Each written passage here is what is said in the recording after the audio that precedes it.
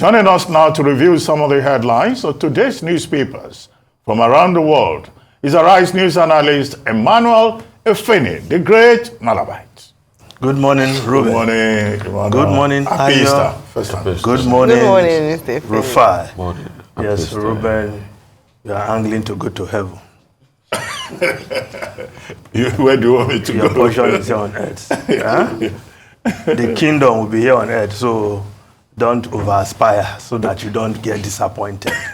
Anyway, let me leave the homily to Pastor Sam Ayedogbon, my very good friend also.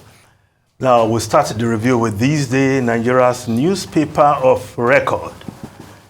We'll start with the story above the masthead. At 39.84%, Nigeria's stock market offers near best investors' return in Africa. Of course, there are bright lights in the Nigerian economy, and the Nigerian Stock Exchange shining one of those bright lights in the first quarter of 2024 offered investors the best, one of the best in Africa, second in terms of returns. So guess which country, Ruben? Zimbabwe. I'm sure Vimbai will be giggling somewhere. Yes, good news from Zimbabwe. They offer a better, but the fact that the Nigerian Stock Exchange offering good returns to investors, I think is also kudos to what has been done in the last several months, and is reflecting in the returns people are getting at the stock exchange. So the market attractive, and I hope it will remain so. But the lead story of This Day newspaper, inspired by Senegalese election, Atiku rallies opposition to form coalition, says outcome gives hope to future of constitutional democracy. Well, Ruben, you guys discussed this a short while ago. The lessons of opposition parties coming together to fight the government in power and wrestle power. I don't think that is the great lesson we should take from Senegal, because that in itself does not translate into good governance, succor for the people, as we have seen after the 2014 election and President Muhammadu Buhari came to power in 2015 on the back of coalition of several parties that now form the APC. But one thing we must also take from the Senegalese election, I don't know why Atiku Abubakar avoided that, is that it's a time for the young men, the over 70s. Well, they will say, well, in America you have 80-year-old men contesting for election, and nothing guarantees good governance on account of age. But again, I think it's a lesson. It's a country where we signed not too young to run beer. Yet the young people are yet to get the opportunity to rule. And as those in power always say, yeah, they are promising young people who can do great things, but I think that also should be the focus of any intending coalition. Bright young minds who are ready to run the economy to be given the chance. But again, it's a clarion call for the opposition, whether they will put aside personal ambition, ego, and come together is another matter altogether. Before the 2023 election, the prospect of a Peter Obi Kwankwanso ticket was somewhere there. For Dr. Rabiu Kwankwanso, I cannot step down for Obi. It should be my running mate rather. But the figures from that election show that if perhaps it was possible for an Obi Kwankwanso ticket, perhaps the story of Nigeria's election, 2023 general election, would have been different. But that in itself is another matter altogether. But let's move on to other stories we look at the Guardian newspaper. Oil theft persists in Niger Delta despite militarization, private security. 2,426 oil theft incidents were reported in the first quarter of 2024 as oil production struggles to hit 1.78 million barrels per day target.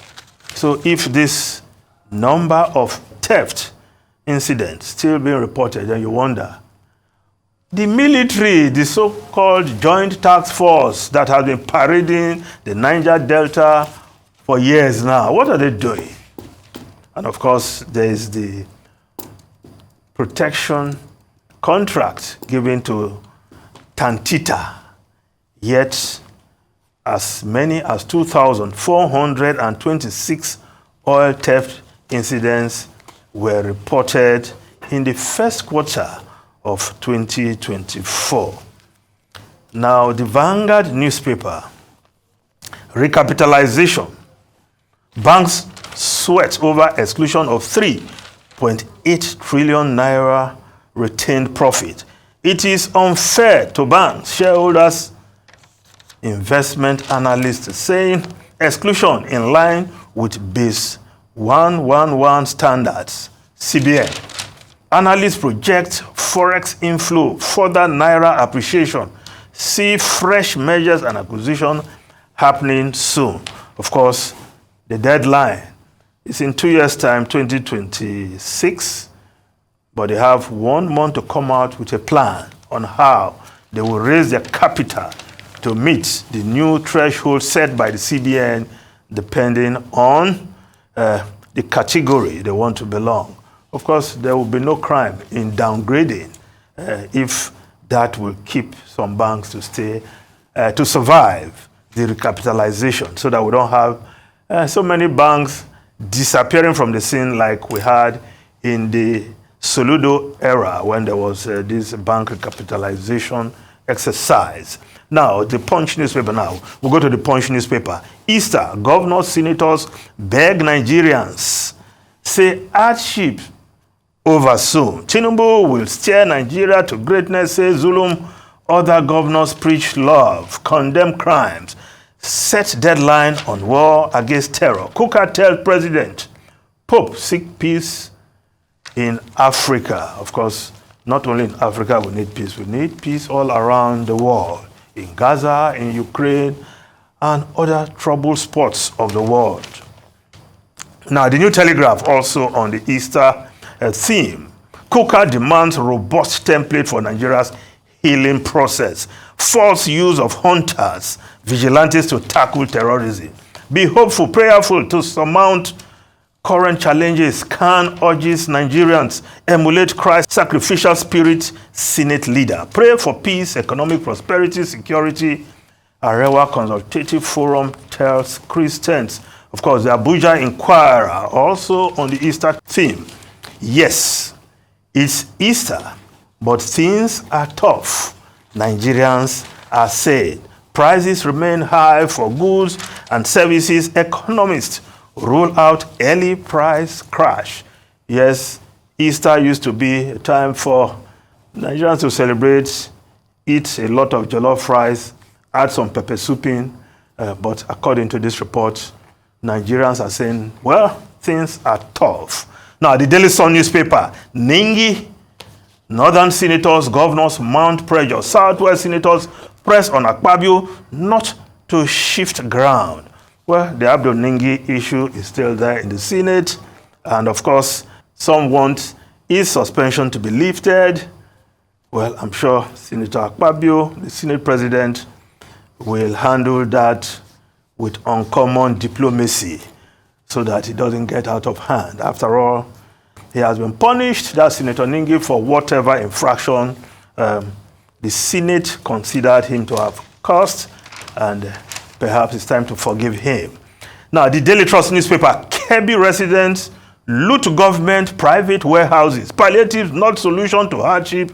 Bayelsa governor. Kuka charges Tinubu on food physical security. Now, if we look at the foreign newspapers quickly, we look at the Times of London.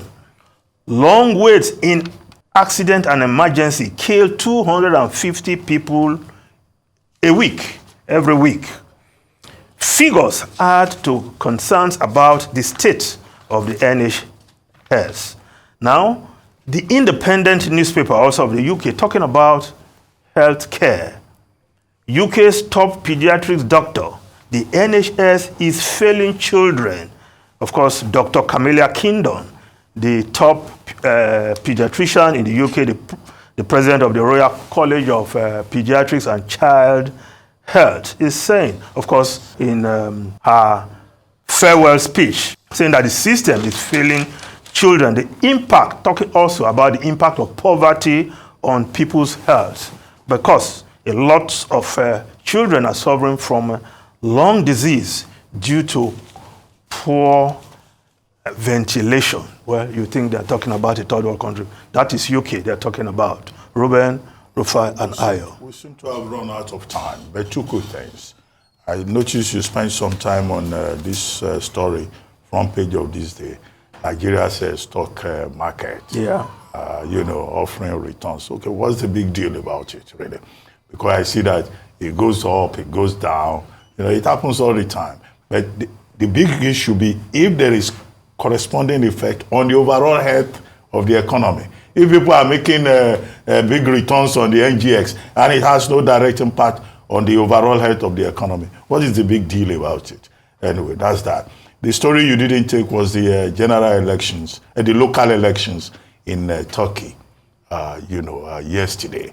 And so far, it looks like the AKP, the party of Erdogan, is losing out, in most of the districts, and particularly in Istanbul, the largest city in Europe with 16 million population.